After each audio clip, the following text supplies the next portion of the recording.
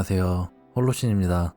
세계 각지에서 전기차에 대한 수요가 증가하고 있고 2030년경에는 신차 판매 대수에서 가솔린, 디젤차를 앞지를 거라는 예측도 있는데요. 그러나 환경에 좋다는 이미지의 전기차지만 실제로 거기에 탑재되어 있는 배터리의 폐기 문제에 대해서는 아직 해결되고 있지 않은 것이 현실입니다. 2030년부터는 대량의 배터리가 폐기될 것으로 예상되며 각 자동차 회사에서 배터리의 재활용에 의한 지속 가능한 제조 사이클의 구축이 급선무가 되고 있습니다. 이러한 상황에서 EU 집행위원회는 최근 유럽 그린딜 내의 순환 경제 액션 플랜의 일환으로 배터리 지침의 현대화를 위한 개정안을 발표했습니다. 이번 개정안은 배터리의 수거율 및 재활용률 개선에 초점을 두고 지속 가능성, 성능, 안정성 등을 보장하는 필수 요건을 제시하는 방향으로 마련됐습니다. 또 모든 종류의 배터리를 대상으로 하는 수은과 카드뮴 등의 유해물질 관련 규정 마련 및 강화도 포함되어 있습니다. 이를 통해 배터리에 포함된 코발트, 리튬, 니켈, 납 등의 주요 원자재의 재활용률을 극대화하는 효과가 있을 것으로 예상됩니다. 이번 지침 개정은 배터리의 사용 및 재활용과 관련된 법적 토대를 마련한다는 의미도 있어서 대규모 투자 유치와 생산 능력의 증대에도 기여할 것으로 기대가 되고 있습니다.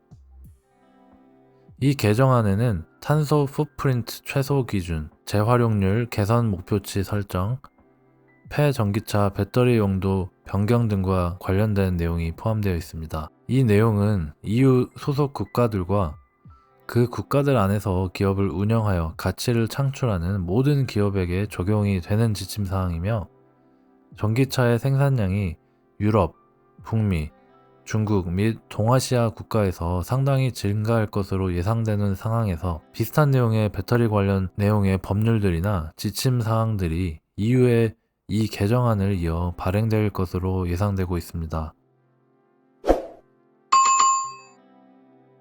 이 EU의 개정안이 발표된 후 몇 달 뒤인 2021년 2월에 캐나다에 기반을 둔 북미 최대 리튬아이온 배터리 자원 재활용 회사인 라이사이클은 페리닷 애퀴지션 코퍼레이션과의 거래를 통해 뉴욕 증권거래소의 상장을 위한 최종 사업 결합 계약을 체결했는데요. 계약 종결 후 상장 시에는 PDAC 티커를 사용 중인 페리닷 애퀴지션 코퍼레이션에서 티커 LICY의 라이사이클 홀딩스 코퍼레이션으로 사명이 바뀌게 된다고 합니다. 요즘 아주 주목을 받고 있는 세 가지 테마를 아우르고 있는 라이사이클의 상장 소식이라 조금 더 긍정적으로 보게 되지 않나 싶습니다. 첫 번째 테마로는 증가하고 있는 전기차 수요 및 미국 내 전기차 생산량 증가가 되겠습니다. 두 번째로는 전략적인 미국 국내 자체 원료 공급이 필요한 상황이죠. 전기차 시장이 지속적으로 성장하기 위해서는 코발트나 리튬을 대신할 수 있는 대체 재료의 개발과 폐기 배터리의 재활용, 재사용이 필수적입니다. 세 번째로는 기업들의 ESG 기준 준수가 되겠는데요. 이 세 가지의 메가 트렌드가 리튬아이온 배터리 재활용 업체인 라이사이클에게는 큰 호재가 되리라 생각되네요. 그럼 라이사이클이 어떤 비즈니스 모델을 활용하고 있는지 살펴보시겠습니다. 고객 중심의 스포크와 허브라는 두 시설을 운영하고 있으며 지속적으로 확장해 나갈 계획이라고 하는데요. 스포크는 기계적인 작업이 이루어지는 곳으로 모아진 여러 종류의 배터리 혹은 배터리 장치들이 잘게 갈라져 1차적인 분류가 되어 블랙 매스라고 불리우는 추출할 금속물들의 집합체가 얻어지는 곳이고요. 스포크는 고객들과 가까운 곳에 위치하여 신속하게 재활용품들을 수거하는 역할을 하는 곳입니다. 허브는 실제 가장 중요한 작업이 이루어지는 곳이며 여러 스포크에서 얻어진 블랙매스를 습식 재련법 처리를 통하여 새 배터리 제조가 가능한 수준의 리튬, 코발트, 니켈, 망가니즈 원재료가 추출되게 되는 구성입니다. 블랙매스에서 습식 재련법 처리를 통하여 원재료가 추출되는 이 과정에서 꼭 필요한 12가지의 특허를 이미 확보하고 있어 경쟁력을 확보한 회사라고 보입니다. 라이사이클은 향후 5년간 미국에서 스포크 3곳, 허브 1곳, 유럽에서는 스포크 6곳, 그리고 아시아 지역에서는 스포크 11곳, 허브 3곳을 운영할 계획이라고 합니다. 이번에는 2월 16일 날 기사에 언급된 폭스바겐 그룹의 리튬아이온 배터리 재활용 파일럿 공장 가동 소식을 간략히 전해드리겠습니다. 이 배터리 재활용 파일럿 공장에서도 라이사이클에서 쓰이는 습식 재련법 처리를 이용한 공정이라는 점이 눈에 띄는데요. 이 기사에 따르면 브라운 슈바이크 공대 등 10개의 파트너와 리튬아이온 배터리 재활용 공정 라이토 렉을 개발하고 파일럿 공장을 건설했다고 하는데요. 이 공정은 2년의 개발 끝에 2011년에 확보가 됐으나 그 당시에는 재활용할 수 있는 배터리가 거의 없었기 때문에 활용되지는 못했다고 합니다. 유럽 자동차 회사들 중 전기차 관련 가장 민첩하고 포괄적인 행보를 보이고 있는 폭스바겐 그룹의 이 배터리 재활용 파일럿 공장의 가동 소식은 다가올 폐배터리 쓰나미가 현실임을 나타내는 시그널이라고 볼 수 있겠죠. 그렇다면 라이사이클은 어떻게 재활용품을 확보하였으며 추출된 원자재들을 이용하여 어떻게 이익을 창출해 나갈 계획인지에 대해서 살펴보시겠습니다.